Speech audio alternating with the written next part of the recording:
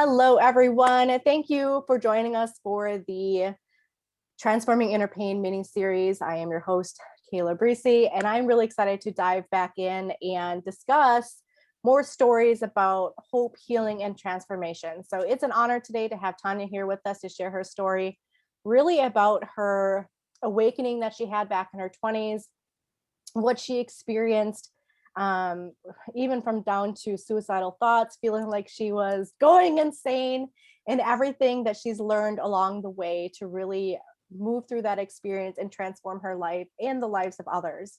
So Tania is the owner of New Earth Consciousness Healing, a visual artist, a Waldorf teacher, yoga teacher, Reiki Master, as well as a Crystalline Consciousness Technique teacher and practitioner for over 15 years. She helps individuals who are wanting to shift stuck patterns in their life and business so they can transform and access their highest potential, which is amazing. And I can attest to the fact of having CCT done by Tania, and it is phenomenal, so highly recommend it. But welcome, Tania. I am so excited to have you here and have you share your story. Yeah, thank you so much for that lovely introduction. I'm really excited to be here and connect with all of you that are listening.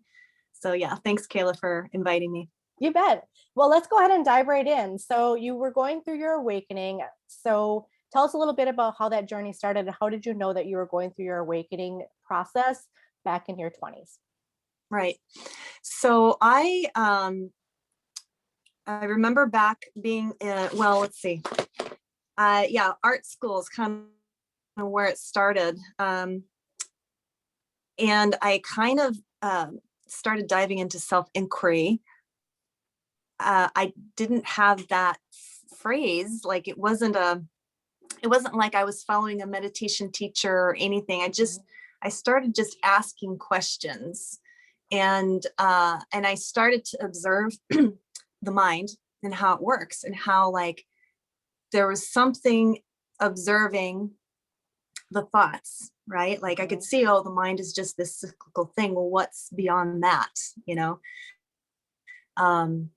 And I started to read some of Alan Watts's work, and I started to see, like, in all religions, this same thread of, this kind of, that they're all talking about the same thing, basically. And I started to meditate just on my own, not following any specific practice. And I started to get glimpses of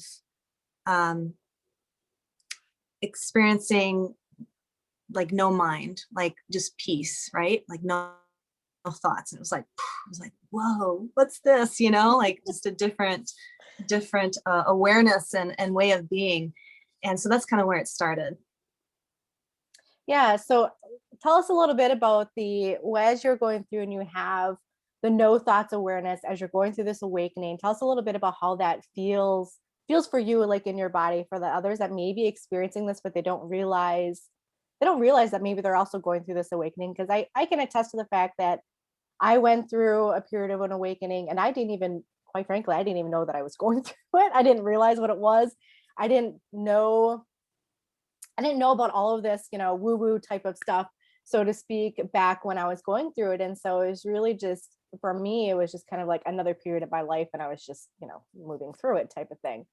So I didn't experience that I can recall like anything super significant that I could pinpoint, but I knew that after I started doing my research that I had gone through it, and it's like, oh, okay, this makes sense, right? Like there are things that are very, I don't want to say that everyone experiences the same thing, but there's a commonality that you experience, and things that you witness and that you see and that you feel really at a cellular level as you're going through this experience. So tell us a little bit about that.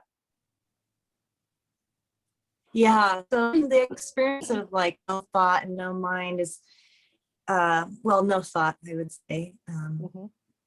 It's just, this feeling of indescribable peace. It's like this deep resting of your whole being. And it's almost like, there's no struggle, there's nothing to strive for. There's like, it's just like everything goes blank, and you're like, and of course, in my experience, it's like, oh, I just wanted to stay there, right? Like, oh, I just want this to last forever. And then of course the mind comes back in and the thoughts. So I knew there was something more. And yeah, and so that's when I went and I did my yoga teacher training. You know, well, okay, let me back up just a little bit. I was starting to have some symptoms of depression, just feeling like, I don't know, just flat. And someone had, you know, I went and saw a counselor. I was like, well, maybe I need therapy. So I went to a counselor and she's like, oh, you should try yoga. I think you just need some yoga. And I was like, okay, what's yoga? I didn't even know what it was. And so I did. And amazingly, my body really started opening up. I was not a flexible person at all. And suddenly, like, everything started opening up. And I was like, oh, wow, this is amazing. I want to go and be a yoga teacher. And so I went to the 4-week training in Canada. And it was intense. It was like 4 hours of yoga every single day, you know, 2 hours of meditation altogether every single day. You know, it was like there was no time to just dilly dally. I mean, it was like military camp or something, but yoga, right? So anyway, at one point in the training, it was like, okay, you get to pick, choose your mantra, because that, you know, the practice that they teach with meditation is japa, which is you know, repetition of a mantra. Yep. So I picked a mantra. I went through the initiation. Great, cool, awesome. And one day I go, they had this, like, they called it the Peace Dome, and it was this like geodesic, you know, I don't know who built it or whatever, but it's kind of funky. I go in, you know, and it's this beautiful meditation room, just some pillows, and there was an altar. And so I go in with the intent of meditating with my mantra. And you have to understand, though, too, like, my desire to awaken was super strong, because I was like, I just went through a breakup, you know, I was like, I had that experience of deep peace. I was like, oh, I just want that, you know, like, yeah, you were high on life. Yeah. And I just, my mind was so laser focused on this mantra, and I just felt this energy really build up in my system. It was like, you know, and I remember feeling at one point like really, really heavy, like gravity just got intensified. And then I felt basically what happened in a very short amount of time is I felt this light rising up within me, and I felt myself going higher, higher, and higher and higher. And I was like, this is it.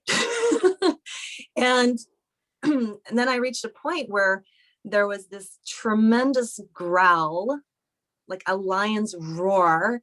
Nice. And I was like, and it just was in me, around me.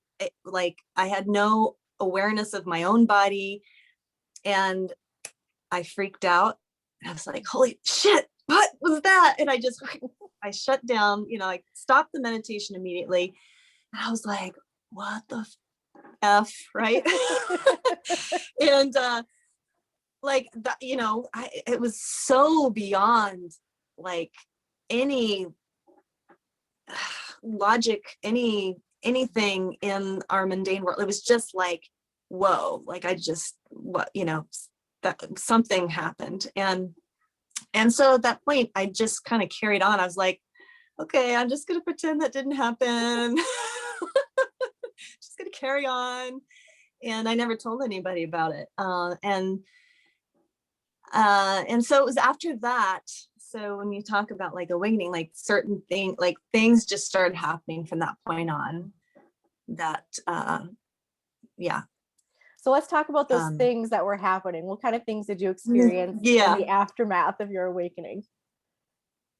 Right. So at that point, I decided that I wanted to be a full-time staff person. And the way it worked in that organization, the Shivananda organization, was you could be as full-time staff, you got full room and board, you got to have the ashram life experience, you could do, you know, yoga and meditation every day. And to me, I thought, okay, this is the path, right? Like, this is the way to enlightenment, to God, whatever.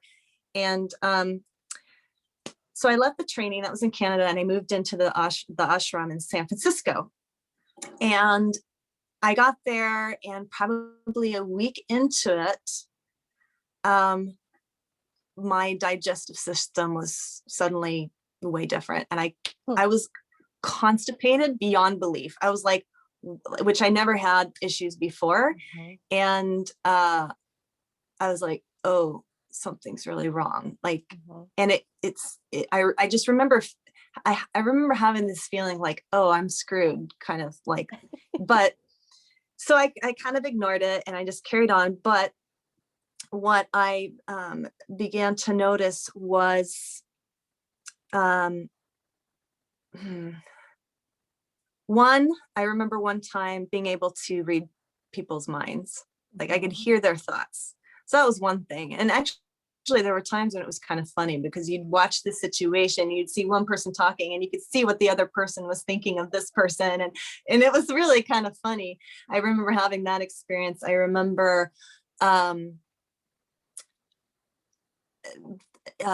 at night, I would feel like I was being electrocuted. So these are like, and so these are a lot of unpleasant stuff started to happen. So I would feel the this intense electricity coming through, like sourcing through my body at night, and I couldn't control it. Right, I couldn't make it stop.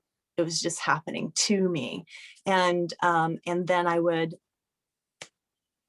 suddenly I'd be in another world, like out of my body, someplace else, totally not in control.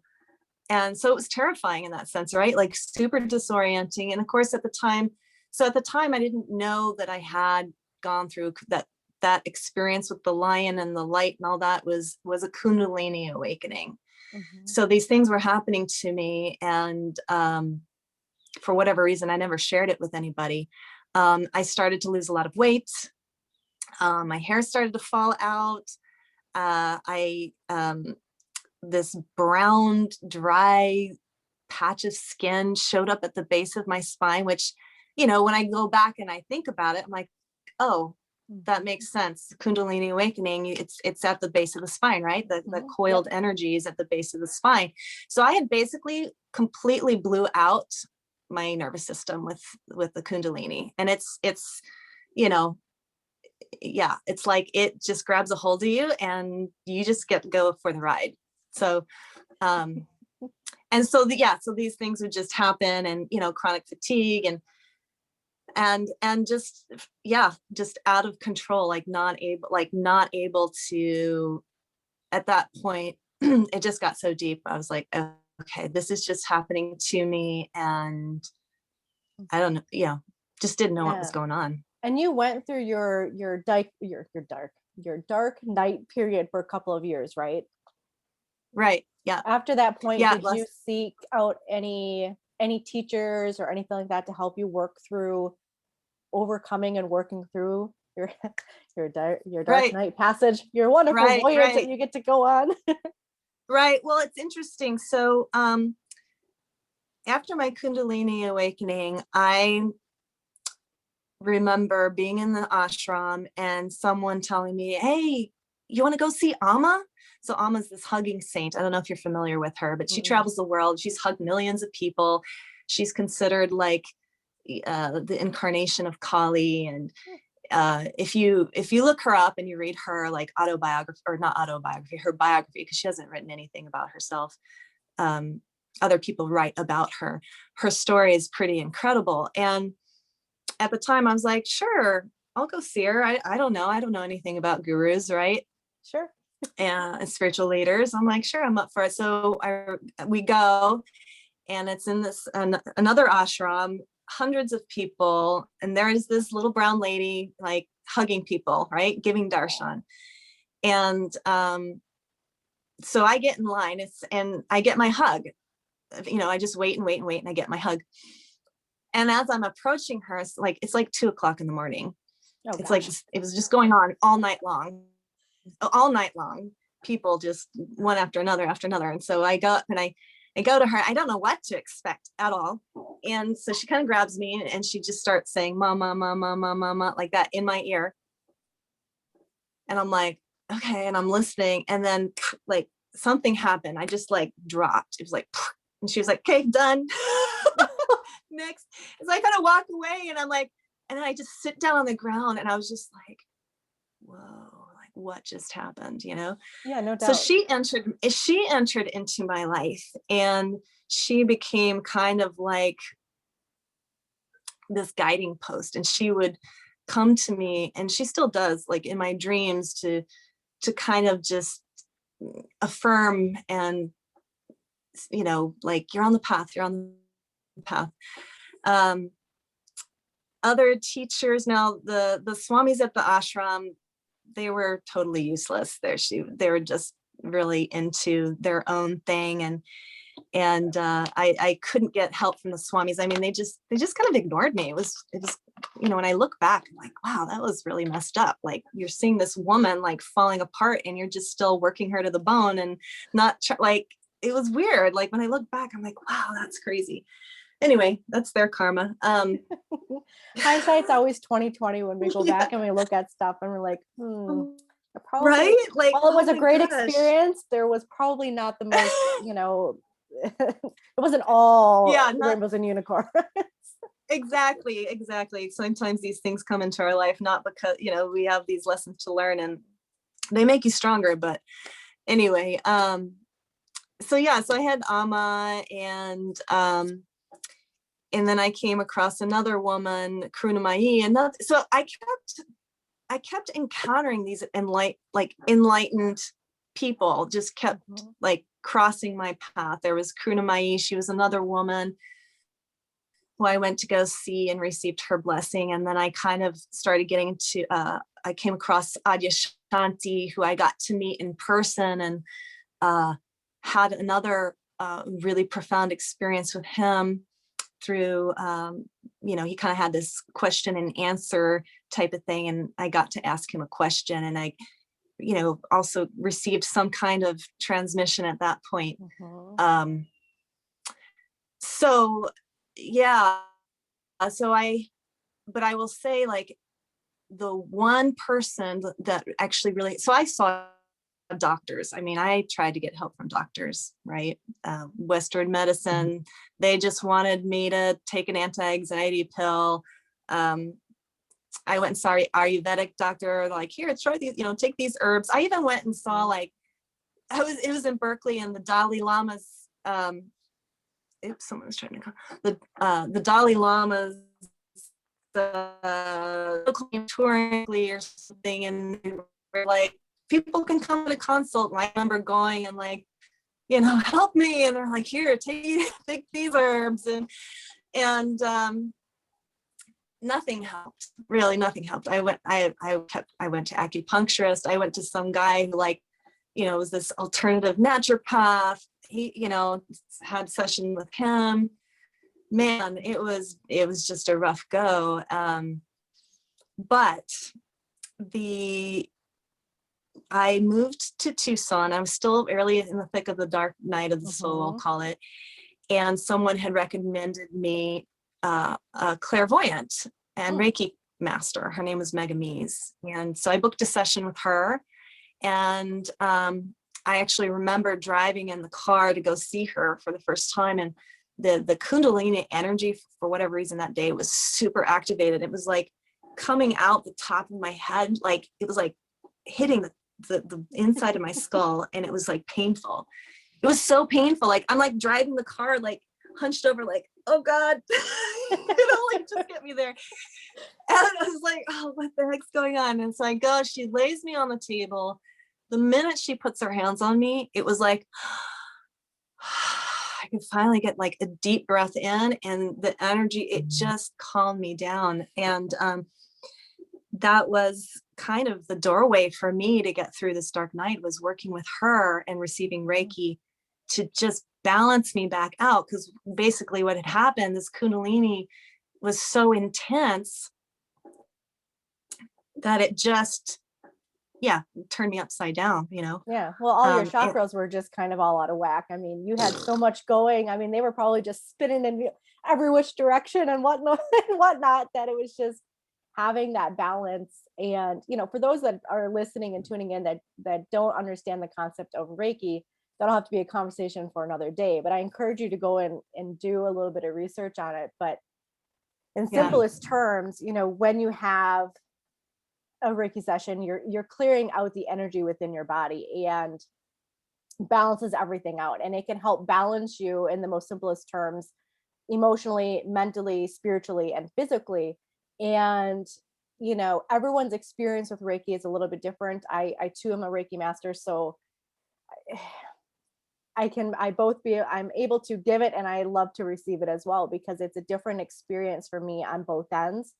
And I can tell that when I work with certain people, some people feel things immediately and they're telling me as I'm working on them. And sometimes like, I'm just really at peace.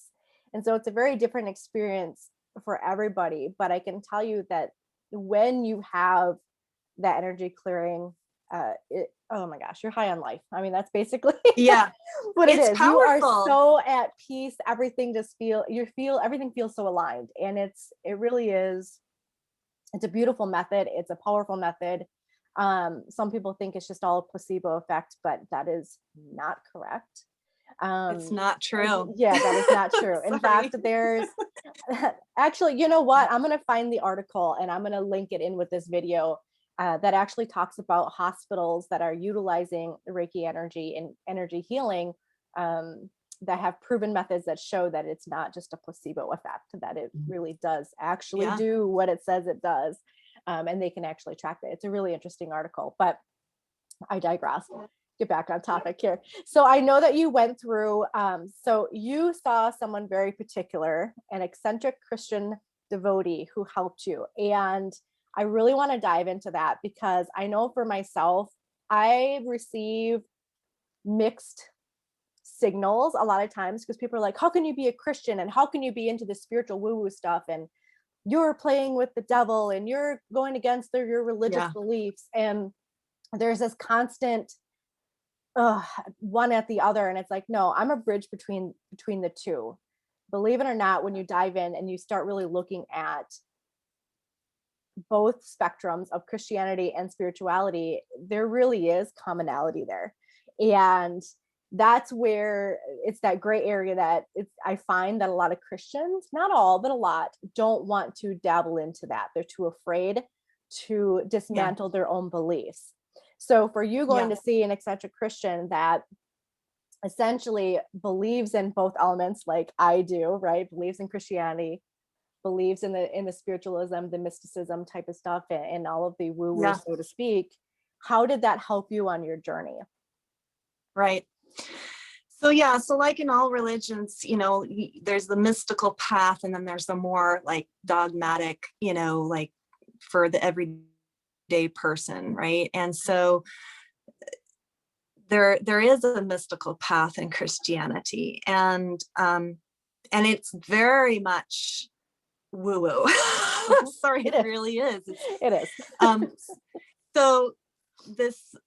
So repeat the question. So what, I want to stay focused. That's okay. Repeat the question. So essentially tell us a little bit of how this eccentric Christian. Oh, how it helped me. Yeah, how it helped you. And what did he or she do with you? Right. So this man had a story. Okay. He had been labeled as schizophrenic. He was locked up in a hospital. They wanted to give him a bunch of drugs and blah, blah, blah.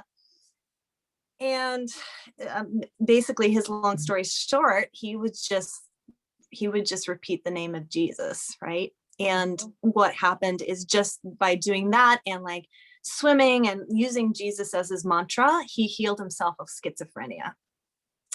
So he had this story that I could relate to, because I felt insane as well. And I felt like there's no way out of this. I was already put on like 6 different psychiatric medications, which were horrible, by the way, never helped, if anything.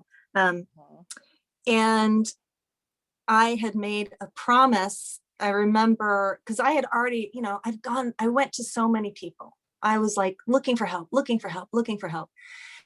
And when I heard his story and I got connected with him and I decided, okay, I'm going to go see this man. And I remember the day before the flight, I decided I threw away all my medications, which I don't recommend. I was going to say, not oh a my gosh, doctor, that's but not good. Please do don't not do recommend that. it. Do not do that, but I did that. Okay. And of course, my psychiatrist, it wasn't until after I told her what I did, she was like, oh my God, you did what? Yeah. But, Please work with your medical whatever. professional. Yes, work with your Have that medical professional. But at disclaimer, that don't do point, that.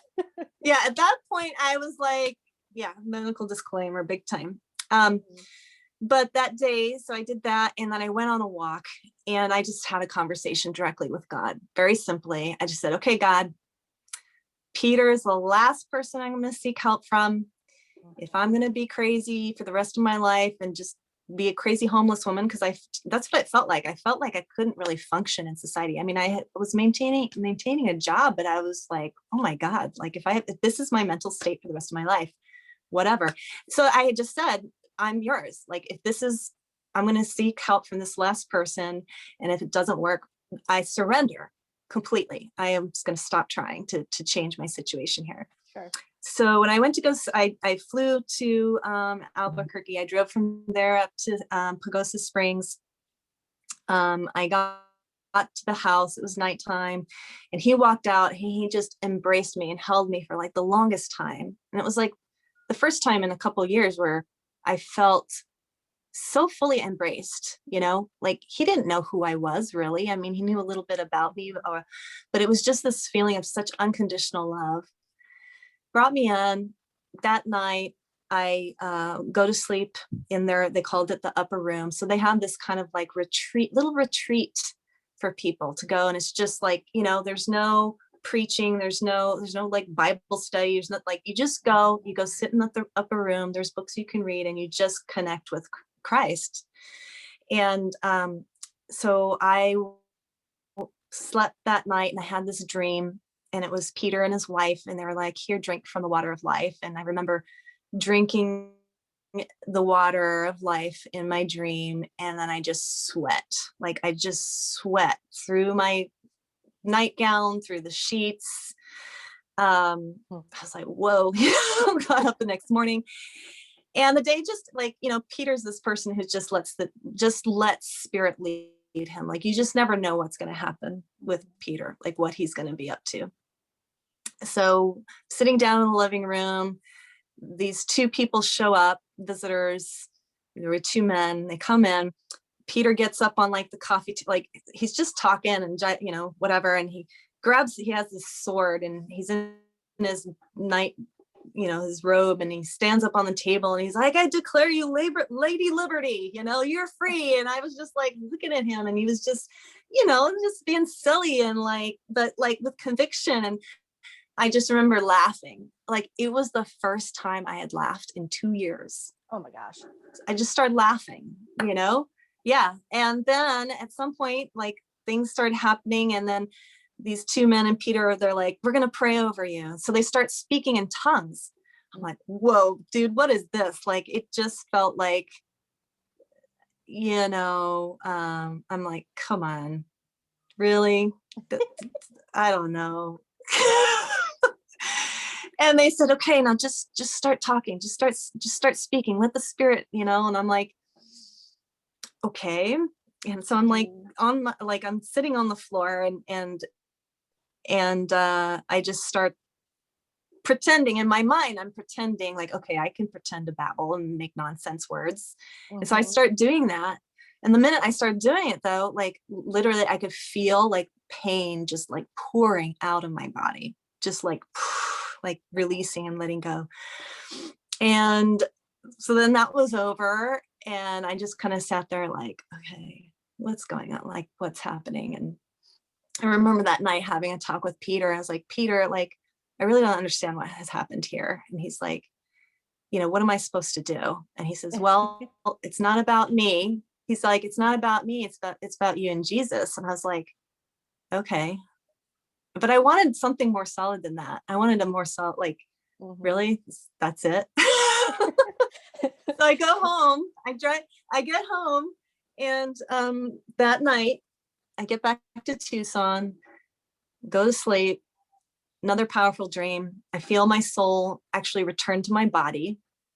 So, which I think that's what was wrong with me the whole 2 years, is that my soul was just not even here. It had like fled, right? Like, so it came back, and then I hear this woman's voice, Tania, are you okay? And I was like, yeah, I'm still here. I'm a little bit beat up, but I'm still here. That was the feeling. I wake up the next morning, all my anxiety, all my depression, all of it completely gone, just gone. I woke up and I was like, oh my God, I'm not depressed. I'm not anxious. I can feel, I have feeling again, you know, because I was totally numb before.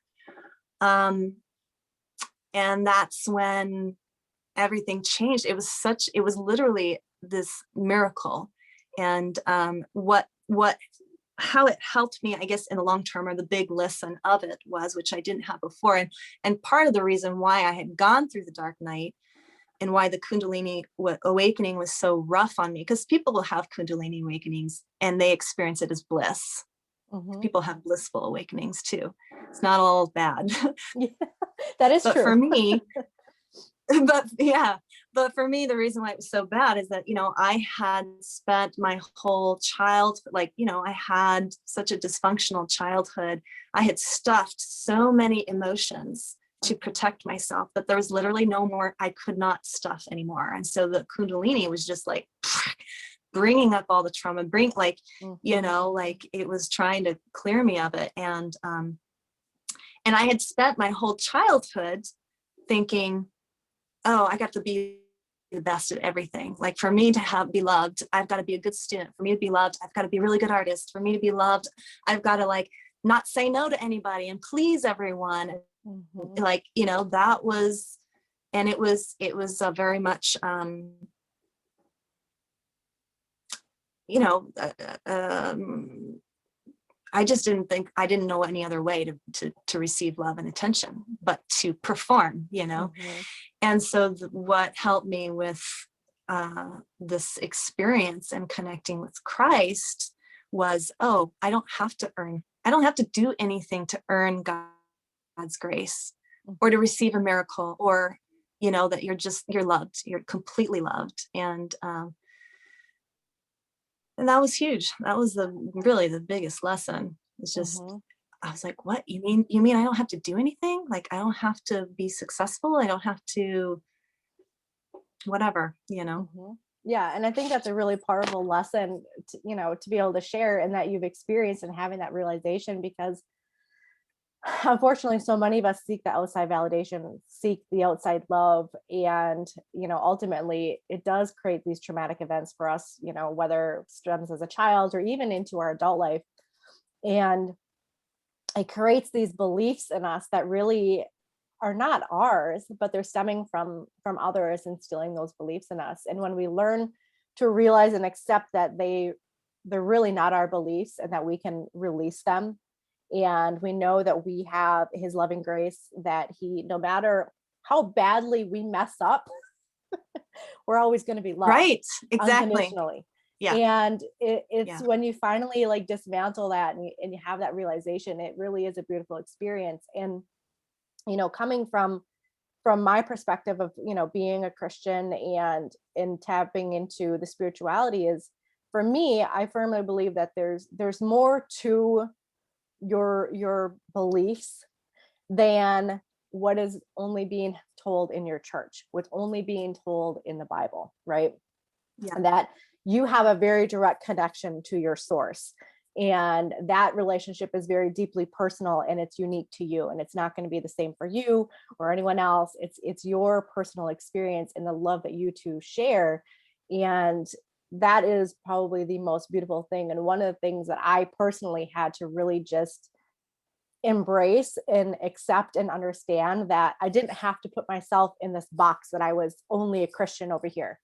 or that I could only tap into the spiritual stuff and I couldn't go back, and I couldn't be one or the other, that I really could have the best of both worlds, so to speak, and really feel where I'm divinely connected and at peace with things. And for myself, like even with a lot of my healing journey, just accepting that I didn't have to be one or the other, that I could be both, that I could experience both, really helped me on my healing journey. And I mean, tremendously helped me on my healing journey with everything that I've gone through in the last how many years. And, yes, I've gotten some feedback here or there that, people that have issues with it, but that's their opinion. And until you go through, like for me, like until you go through an experience like what you went through, Tanya, or things that I've gone through, there's no denying what we cannot see and experience and feel. It's when you are in that moment and you're going through these awakenings and having these profound, unexplainable experiences, you can't deny what you're experiencing. I mean, and it might make you feel crazy and you'd be wondering what is actually going on. But when you're in that moment and after you look back and you realize what you've gone through and what it really was, it's quite interesting. I mean, it really is. And I'm only in the beginning stages of going through my awakening and things like that and diving into stuff. But it's been, for myself, it's been a really rewarding and interesting and challenging experience to say the least, but all in good ways, all in good ways. But, so for those of you that are tuning in that maybe are going through an awakening or maybe have already gone through and you're not quite sure where you are in your process, really,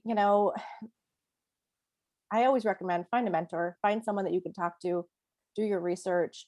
There's a lot out there to be learned about all of this. And it's a continually growing, ever evolving learning process.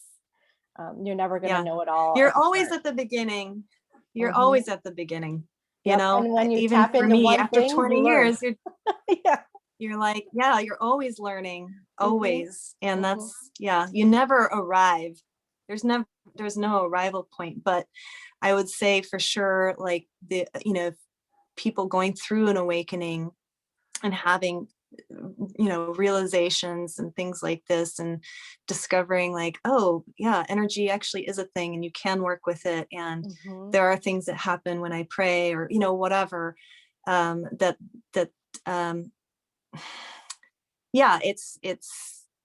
it can feel alienating at first because, usually like close friends and family, but I would say, there's more and more people awakening. There's more and more I'm meeting Christians who are also into energy healing and so there is that and you kind of have to, with the judgment, you have to be able to stand strong in your own convictions. And and that was a big thing for me, is being able to accept what I've gone through, accept the gifts that I have, and not be afraid to tell other people that I have them. And that was a big growing spurt that I had to go through and really just embrace that, because there is a lot of that stigma. There is, unfortunately, people do frown upon those things, in the Christian community. And it's not to talk bad about the Christian community, but it's just talking about my own personal experience. And you come up roadblocks and it can make you feel very isolated and afraid to tell people what you're really experiencing. And so, finding a community where you can be open and honest and learn and grow and understand what you're going through really is important. And, I'm going to share with you guys that I had found a Facebook group actually, and it's called the Metaphysical Christian. It's not my group. It's one that I belong to. And the group owner is, I think it's Dr. Reverend Katie, I believe.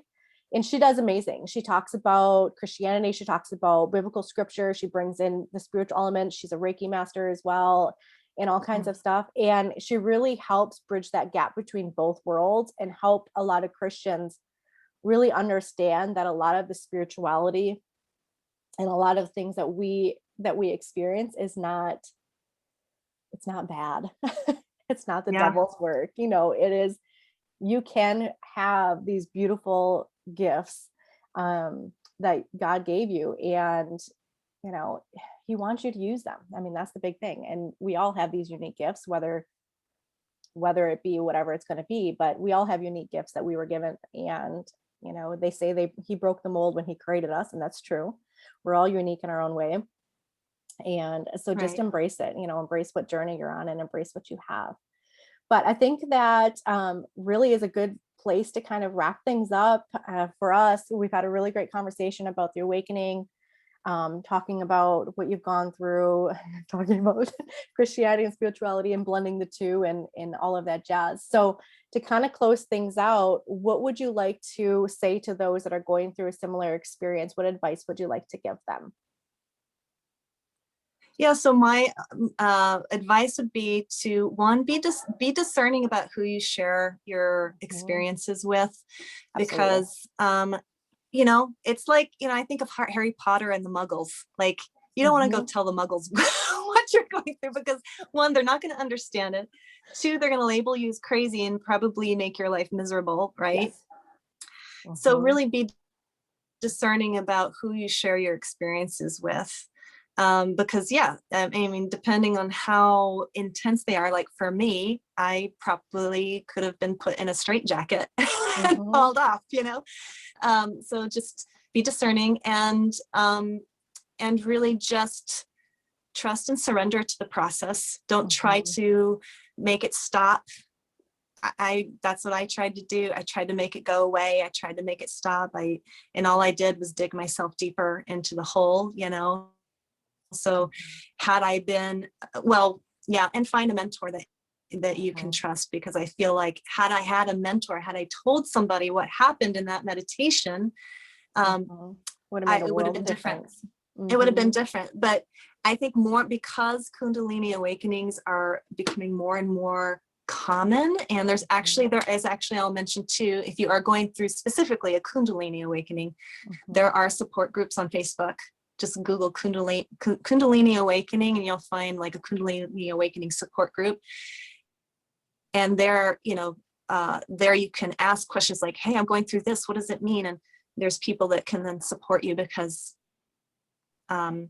you know, 20 years ago, it wasn't that common, but now it's becoming more and more common, and there's more knowledge out there. There's ways that you can ease your symptoms, so you don't have to get way out of balance. So I would recommend that too. So, but mostly just surrendering and not being afraid. Don't be afraid of the process. Embrace it. It's all about embracing that journey. It's going to be a very unique journey for you, but honestly, if you embrace it and you surrender to it, it can be challenging. I'm not going to lie, but it's also going to be one of the most beautiful and rewarding experiences, I think, of your life as you go through it. So at least that's my opinion. Yeah. All right. Awesome. Well, thank you, Tania, so much for sharing your story about how you have transformed your inner pain and overcome adversity through your awakening and everything that you went through. That was a long journey for you, but I'm so glad that you're out on the other side where you are stronger and wiser and have a renewed perspective on life. So Tania's story will be included in our upcoming anthology, Embracing the Journey, where over 10 brave women share their stories of hope, healing, and triumph over adversity, and it releases on July 15th. That book itself will also be a bonus to my next best-selling book, Transforming Inner Pain, which releases on July 22nd, for anyone that purchases a physical copy of my book. Both of them are available on Amazon and other online retailers. And if you would like, you can actually pre-order Transforming Inner Pain today for the ebook, and that'll be released to you on release day on July 22nd. Thank you guys all so much for tuning in. Thank you again, Tania, for sharing your story and being here with us. And for everyone else, make it an awesome day, and we will see you online. Bye. Bye.